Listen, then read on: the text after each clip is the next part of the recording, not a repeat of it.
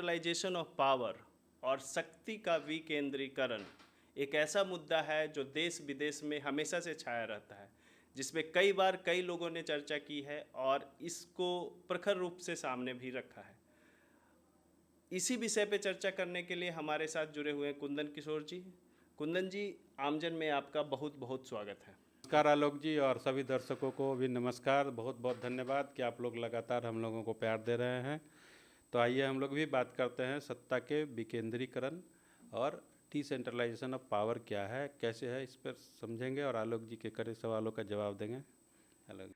तो सबसे पहले तो हमें यही जानना ज़रूरी समझेंगे कि आखिर ये जो आप बोल रहे हैं कि डिसेंट्रलाइजेशन ऑफ पावर, ये है क्या? आलोक जी, सत्ता का मतलब ये है कि व्यवस्था का मतलब ये है कि सारी शक्तियाँ प्रधानमंत्री जी के कदमों में जाके बैठी हुई हैं, मुख्यमंत्री जी के कदमों में बैठी हुई हैं। कहीं गांव में एक हत्या हो जाती है, जिम्मेदारी मुख्यमंत्री को इस्तीफा देने की बात करते हैं लोग। प्रधानमंत्री से रेल दुर्घटना पे इस्तीफा मांग लेते हैं, गृह मंत्री से इस्तीफा मांगते हैं। रेलगाड़ी गृह मंत्री तो चला नहीं रहे थे। तो क्या है कि पावर इतना सेंट्रलाइज हो गया है। पावर कहाँ चला गया है कि गृह मंत्री को नाली सफाई के लिए भी जिम्मेदार मानते हैं। पानी जो है शहर में जमा हो गया, नगर पालिका इसके लिए जिम्मेदार नहीं है, इसके लिए जिम्मेदार मुख्यमंत्री हैं। तो सत्ता क्या है, सत्ता एकदम केंद्रित हो गई, पूरा शक्ति सत्ता के गलियारों में जाके छुप गई और आम आदमी के पास भिक्षाटन के अलावा कोई रास्ता नहीं बचा है। उसको छोटे छोटे चीज़ों पे धरना देना है, छोटे छोटे चीज़ों पे बैठ के बात करना है। वो मतलब एक आम आदमी के हाथ में पावर जीरो है। तो क्या हो गया कि सत्ता बेलगाम हो गई। तो जो लोग गुणी लोग हैं, जो जो उन लोगों ने पहले व्यवस्थाओं को बदला या व्यवस्था बदलने की लड़ाई लड़े, जो उस पर शोध किए, जो इस पर बात किए, उन लोगों का ये कहना है कि सैद्धांतिक रूप से कि पावर को ना डिसेंट्रलाइज अगर हम कर देते हैं, यानी पावर एक पिरामिड की तरह हो कि सबसे ज़्यादा पावर नीचे हो और सबसे कम पावर ऊपर हो, तो सोसाइटी एकदम ठीक रहेगी। अगर हमारे पंचायत को इतना शक्ति है कि वो थाना को रेगुलेट कर सके, अगर ये हमारे पंचायत को इतनी शक्ति है कि वो ब्लॉक को रेगुलेट कर सके, तो वहाँ व्यवस्था ठीक रहेगी। तो जब हम बात करते हैं इंडिया की, अगर हम लेके भारत की बात करते हैं, तो जैसा कि हमारे संविधान में तो डिसेंट्रलाइजेशन ऑफ पावर, केंद्र सरकार और बिहार सरकार, ये व्यवस्था तो की गई है। देखिए आलोक जी, व्यवस्था में मतलब आपको भारत का संविधान इतना बड़ा है और इतना विशाल है और इतनी गहराई है कि कोई भी व्यवस्था जब आप सोचिएगा, देखिएगा या पढ़िएगा, उसकी एक झलक जरूर उसमें दिखेगी। कमाल थे नेहरू जी, कमाल थे अंबेडकर जी, कमाल थे लाल बहादुर शास्त्री और राजेंद्र प्रसाद लोग, कि उन सबों ने इतने एफर्ट के बाद इतना बढ़िया संविधान दिया। दिक्कत क्या है कि इसका इम्प्लीमेंटेशन ही नहीं है। जैसे अब एक छोटा उदाहरण आपको हम दे रहे हैं कि जैसे अब मुखिया है, उसको ग्राम सभा करना है और ग्राम सभा के निर्णय को ही एग्जीक्यूट करना है। ये तो नियम है। अब क्या होता है कि ग्राम सभा को जो डेकोरम है, उसके लिए 10-150 लोगों का दस्तखत चाहिए होगा। मुखिया जी अपने फेवर के 150 लोगों को बुला के उसका दस्तखत करा के उसमें से 80 को हो सकता है जालिए हो। नाम रुक्मिणी देवी है तो उसका पति रुक्मिणी देवी का दस्तखत कर दिया है। मतलब ऐसे करके इसको डेकोरम को पूरा कर दिया गया है। ये यहीं पे नहीं, इंडियन लेवल पे भी यही हो रहा है, स्टेट लेवल पे भी यही हो रहा है। मतलब जो एक पैटर्न बना है उसी पैटर्न पे चलेगा। रूल्स क्या है, नियम क्या है, उसको सिर्फ इसलिए रखा गया कि नौकरी बच जाए किसी तरह, उसको फुलफिल इसीलिए किया। तो इम्प्लीमेंटेशन जो हमारे संविधान के अनुसार तो डिसेंट्रलाइजेशन ऑफ पावर किया गया है। किया भी नहीं गया, मतलब एक झलक है। लोगों में शक्ति है, वोट की शक्ति है जो पावर को आप डिसेंट्रलाइजेशन की जैसे बात करेंगे, सत्ता पक्ष के लोगों के पास वोट का अधिकार है, गलत लोगों को हटा दें। अब आपके पास कोई जवाब नहीं है। सही बात है। एक आम आदमी कोर्ट जा सकता है, अपने लिए न्याय मांग सकता है, आप चुप हो जाएंगे। हम्म। लोगों को आप गुमराह कर रहे हैं। लेकिन ये नहीं बताता है कि एक थप्पड़ आलोक जी हमको अगर मार दिए और हम कोर्ट गए और 14 साल के बाद अगर फैसला हुआ, उसमें 14 साल में अगर हम 1 साल में 10 बार तारीख ही पड़ी, तो 14 साल में 10 साल में 14 से कितना जोड़ लीजिए कितना तारीख पड़ा, इतना बार हमको कोर्ट जाना पड़ा। इससे अच्छा था कि जिस दिन हमको न्याय मिलेगा, उससे अच्छा था कि आलोक से 10-20 थप्पड़ और खा लेते तो सस्ता पड़ता। सही बात है। आप मतलब पावर हमको ऐसा पावर दिए हैं, जिस पावर का इस्तेमाल करने के बाद हम ज़िंदगी में दोबारा कभी उस पावर का इस्तेमाल नहीं कर पाएँगे। अच्छा, तो ये तो हुई पावर की बात, डिसेंट्रलाइजेशन ऑफ पावर की बात। लेकिन अगर आप डिसेंट्रलाइजेशन ऑफ पावर करना क्यों चाहते हैं?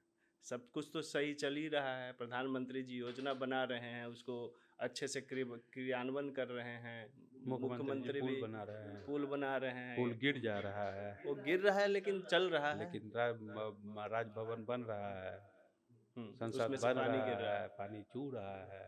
हम्म। हाँ, वो मोदी सब जी हो से रहा इस्तीफा है, मांगते लेकिन हैं तो मोदी जी को खराब लगता है। आपको सिस्टम से इतना मतलब कि जो सिस्टम चल रहा है, उस सिस्टम में आपको उंगली करने की क्या जरूरत है? आप उसको चल मतलब नहीं क्यों रहा, करना चाहते हैं आप ये? चल नहीं रहा सर। हम्म। सिस्टम में कुछ लोग तो मज़ा कर रहे हैं, स्विमिंग अच्छा। पूल में तैर रहे हैं और कुछ लोग एक-एक बूंद पानी के लिए तरस रहे हैं। चूँकि जी। प्राण छूट नहीं रहा है, हम्म। इसीलिए वो बेचारा ज़िंदा है। हम्म। अगर उनका बस चले तो बोल दे कि नहीं भगवान हमको ले चलिए। ग्राउंड ज़ीरो पे जो लोगों का जीवन यापन है आलोक जी, बहुत ही दयनीय है और नागरिक चेतना इतनी कमज़ोर है कि वो ये समझते हैं कि हमारा जन्म ही गरीब में हुआ है, हम तो किस्मत में ही हमारा लिखा हुआ है इसीलिए हमारे साथ ऐसा हो रहा है। उनको ये बताने वाला कोई डिसेंट्रलाइज़ेशन पावर तो छोड़ दीजिए बहुत दूर की बात है, उनको ये नहीं बताने वाला कि बतौर नागरिक तुम्हारा अधिकार क्या है? वोट तुम किस आधार पे दोगे? उनको पैदा होते ये बताया गया है कि यादव कुल में जन्मे हो, आरजेडी तुम्हारी पार्टी है। तुम भूमिहार हो, राजपूत हो, ब्राह्मण हो, तुम्हारी पार्टी भाजपा है और तुम वीआईपी पार्टी में आ गए हो, नया-नया तुम हो चूँकि मल्लाह परिवार से आते हो और तुम मांझी हो तो तुम्हारे लिए एक हम नाम की पार्टी है। उसका नागरिक अधिकार यही है। वो नागरिक अधिकार का मतलब यही समझ रहे हैं। किसी को ही नहीं पता चल रहा है कि स्कूल भी हमारा अधिकार है। मतलब सरकार हमको स्कूल बना के दे दी है, तो ऐसा नहीं है कि सरकार हम पे एहसान कर दी है। सड़क बना के हमको दे दी है, तो सरकार हम पे एहसान नहीं की है। इसके एवज़ में जब हम गाड़ी खरीदते हैं, तो हमसे रोड टैक्स लेती है। हम जब इनकम टैक्स देते हैं, हम जब सब्ज़ी खरीदते हैं, हम जब चावल खरीदते हैं, हम जब बिस्कुट खरीदते हैं, हम जब जूता खरीदते हैं, हम जब पैजामा खरीदते हैं, तो उसमें तनी सा पैसा सरकार ले लेती है। अरे 18% जीएसटी, 28% जीएसटी ले रही है। कोई कंपनी नहीं है जिसका प्रॉफिट 28%, 30%, 25%, 70% है। ये जीएसटी में सरकार का प्रॉफिट 28% है, 25% है, 5% है, 12% है, 14% है। उसके बाद भी आलोक जी अगर व्यवस्था नहीं हो पा रहा है, तो हम कह रहे हैं कि डिसेंट्रलाइज़ कर दीजिए पावर को। थाना को ग्राम पंचायत, ग्राम कचहरी, ग्राम मुखिया, गाँव का सभा संचालित करेगी। थाना में के दरोगा को अगर रिकमेंड कर दे एसपी को, इनको सस्पेंड किया जाए, अगर ग्राम सभा रिकमेंड कर दिया कि इनको सस्पेंड कर दिया जाए, तो इनको सस्पेंड कर दिया जाए। जब ग्राम सभा उनको रिवोक करेगी, तो ही वापस वो आएँगे। अगर ये सिस्टम हो जाए, तो थाना सुधर जाएगा, बीडीओ साहब गाँव के प्रति ज़िम्मेदार हो जाएँगे। अभी क्या करते हैं? कैसे आ गया जी? हिम्मत कैसे हुआ तुम्हारा आने का? ये तो बात ठीक है कुंदन जी, लेकिन आखिर आप ये करने से फायदे क्या होंगे? देखिए आलोक जी, जब पावर डिसेंट्रलाइज होगा, तो व्यवस्था जिम्मेदार हो जाएगी। व्यवस्था जिम्मेदार हो जाएगी, पब्लिक के लिए व्यवस्था जिम्मेदार हो जाएगी, ग्राम कचहरी के लिए व्यवस्था जिम्मेदार हो जाएगी, मुखिया, सरपंच और वार्ड के लिए, वहाँ के लोगों के लिए। आज परिस्थिति में मुखिया जी थाना में जाके दबाव नहीं बना सकते हैं। गांव का कोई भी व्यक्ति थाना में जाके अपनी बात को रखे और दरोगा उसको भगा दे, तो उसके पास दूसरा कोई ऑप्शन नहीं है। एसपी साहब अगर जिला में हैं, तो वो आईजी के लिए जिम्मेदार हैं। वो गांव डिस्ट्रिक्ट में किसी के लिए जिम्मेदार नहीं है। आईजी साहब कमिश्नरी में किसी के लिए जिम्मेदार हैं, वो मतलब उनको स्टेट के लिए वो जिम्मेदार है, उनको कमिश्नरी में कोई टोकने वाला नहीं है। इसी तरह बीडीओ साहब, इसी तरह एसडीओ साहब, इसी तरह डीएम साहब हैं। ठीक है ना, वो जहाँ पे हैं वहाँ के नीचे उन पे कोई नियंत्रण करने वाला नहीं है, उससे ऊपर है नियंत्रण करने वाला। यानी सत्ता देखिए पावर कहाँ है, नीचे से ऊपर गया, उससे ऊपर गया, उससे ऊपर गया, जो सबसे टॉप पे बैठा हुआ है वो सबसे शक्तिशाली है। वो एक बार लेटर लिख दिया, पूरा सिस्टम पग्गू हो गया। नहीं, नीचे वाला अगर एक बार लेटर लिख दिया तो ऊपर का पूरा सिस्टम ब्लॉक हो जाए। ये ताकत जिस दिन आएगा तो मास के पास ताकत आ जाएगा, और जो पिरामिड के टॉप पे रहेंगे वो फॉलोअर हो जाएंगे। अभी क्या है कि टॉप में पावर है, नीचे के लोग फॉलोअर हैं, तो सारा समस्या नीचे के लोगों के पास है, सारा तकलीफ इनको है, इनको डंडा से मारा जाता है, इनका पैसा हजम हो जाता है, इनकी योजना को खा लेते हैं। तो अगर इस चीज़ से बचना है तो आपको पावर डिसेंट्रलाइज करना पड़ेगा। सबसे इसका बढ़िया उदाहरण है कि पावर डिसेंट्रलाइजेशन क्या होता है, ये पॉलिटिकल पार्टी करके दिखाएं।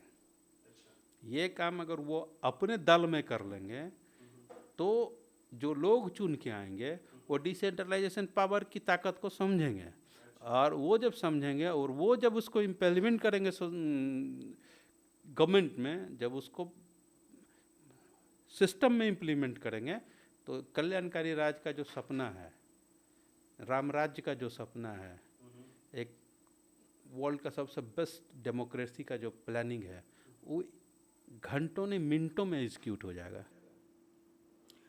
लेकिन एक बात इसमें जो बिहार के परिवेश में अगर देखिए तो ये पॉसिबल है कि नीचे वाले लोग जो मान लीजिए कि अब ग्राम सभा की बात कर रहे हैं उसको हाईजेक कर लिए, अपराधी लोग की संख्या या अपराधियों उसको चुन के आगे बढ़ गए, तो ये एक भी बनती है संभावना जिसमें अपराधी लोग नीचे ही बैठ गए और फिर वो सिस्टम को कंट्रोल नीचे से ही करना शुरू करें।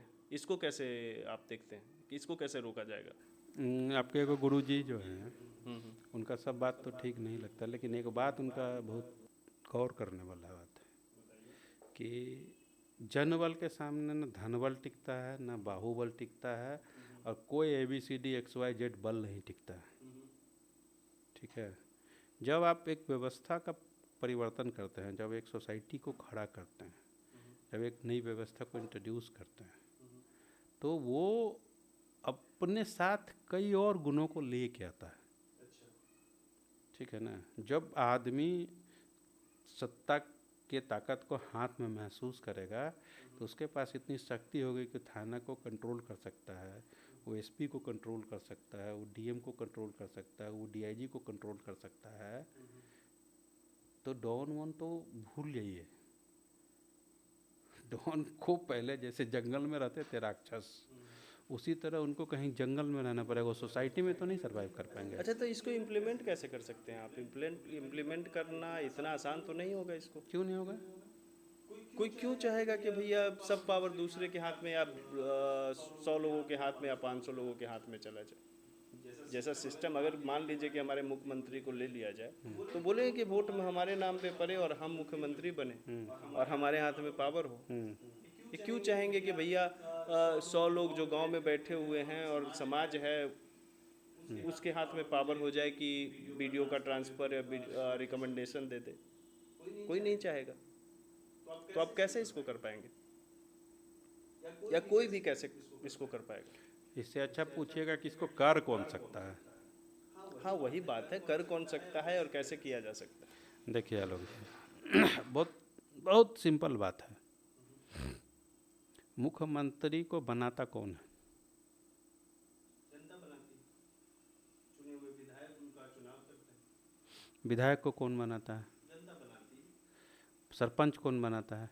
सरपंच सबको जनता ही बनाती है। लालू जी दौड़ के तो नहीं चढ़ गए थे जंगल राज की कुर्सी पे। नीतीश कुमार विकास पुरुष दौड़ के तो नहीं बन गए। मोदी जी फांद के नहीं ना, रेस हो रहा था, पटना से दौड़ते वहाँ गुजरात से दौड़ते दौड़ते आए, हम पटना दौड़ रहे थे, हम तो कनाटे प्लेस पहुँचे थे, लेकिन मोदी जी पहुँच गया था, फटाक से बैठ गए थे, हम लास्ट में लौट के आ गए। ऐसा तो हुआ नहीं।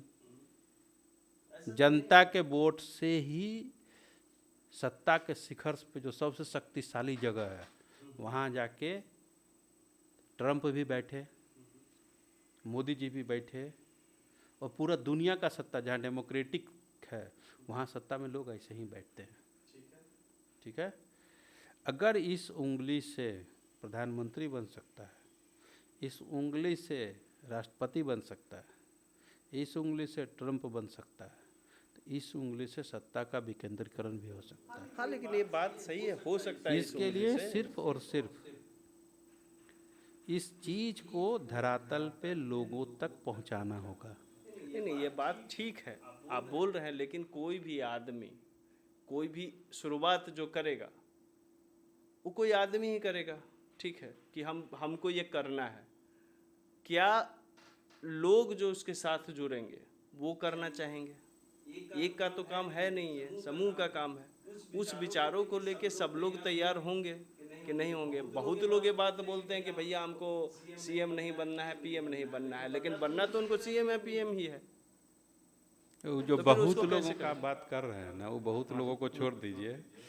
वो बहुत लोग बहुत अजीब तरह के लोग हैं, बहुत ताकतवर लोग हैं। हम लोग गरीब आदमी हैं, उन पर रोज़ रोज़ बार हर पॉडकास्ट में 2 लाइन बोल के ये आप मामला को संगीन कर देते हैं कि सीएम बनने के लिए तो मैं नहीं आई, छोटे सपना लेके हम नहीं आए। हाँ, लेकिन कुंदन फॉर सीएम का स्लोगन चलता है तो वो छोड़ दीजिए।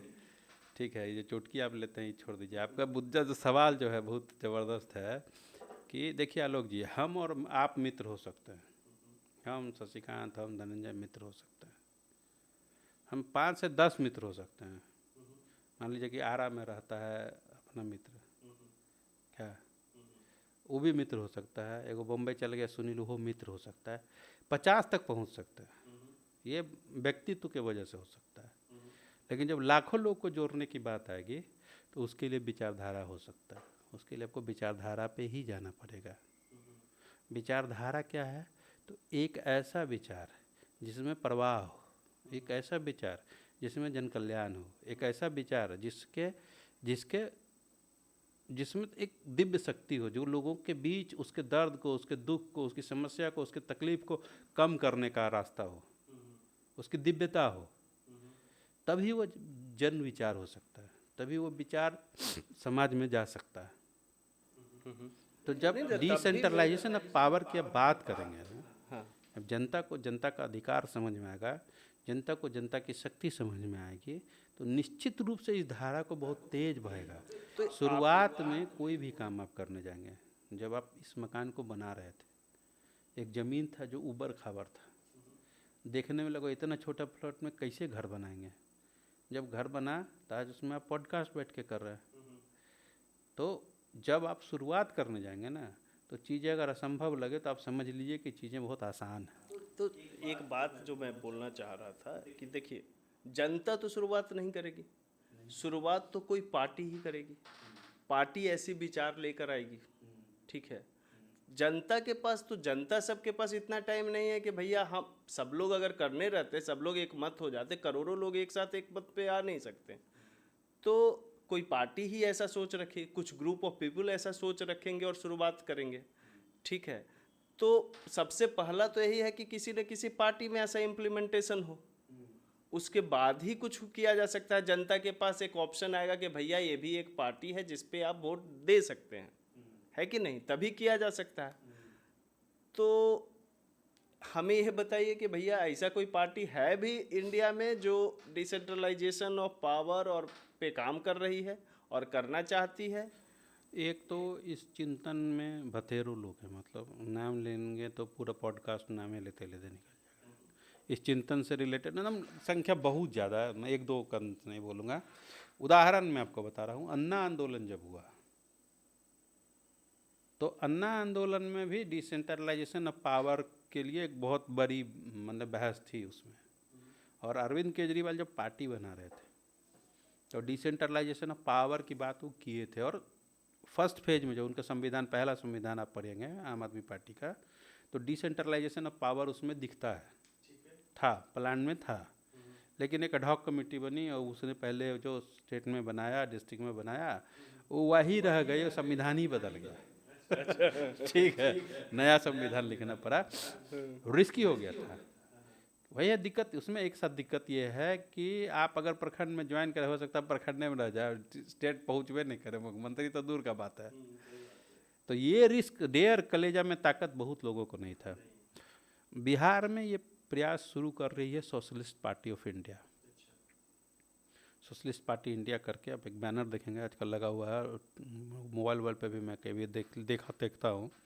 तो सोशलिस्ट पार्टी ऑफ इंडिया के पीछे जो लोग हैं, मतलब आपको देख के लगेगा कि आज के दिन में ऐसे लोग सोसाइटी में हैं जो जिसमें इतना त्याग, इतना बलिदान, इतनी सरलता, इतनी सहजता मतलब लेके वो लोग हैं।